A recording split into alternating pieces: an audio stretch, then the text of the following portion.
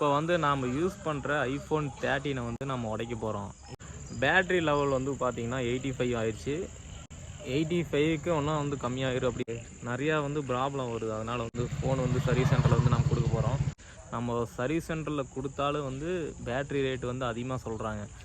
அது மாற்றினாலும் அந்த அந்த கண்டிஷனில் வராது அப்படின்னு சொல்லி சொன்னாங்க. நிறையா வந்து ப்ராப்ளம் வருது. அதனால் வந்து நம்ம உடைக்க போகிறோம். சம்பவமே இதுக்கு மேலே தான் ப்ரோ. அப்போதைக்கு உடைக்கிறதுக்கு எதுவும் கிடைக்கல. பக்கத்தில் ஒரு கல் தான், அம்மிக்கல் தான் சின்னதாக இருந்தது. அதை தான் நம்ம நினச்சேன். பரவாயில்ல, சைடு மெட்டலில் நல்லா ஸ்ட்ராங்காக தான் தந்துருந்தாங்க. டிஸ்பிளேயுமே வந்து பார்த்திங்கன்னா ஒரு 3 அடி அடித்தங்காடி தான் வந்து டிஸ்பிளேவே உடஞ்சிது. 3ஆவது அடி அடிக்கும்போது ஃபுல்லாகவே ஃபோன் ஆஃப் ஆயிடுச்சு.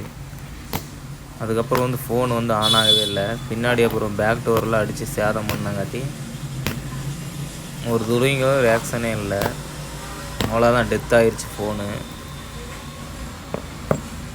பாருங்கள், சில்லி சில்லியாக உடஞ்சி ஃபுல்லாக கண்ணாடியாக விழுகுது கீழே.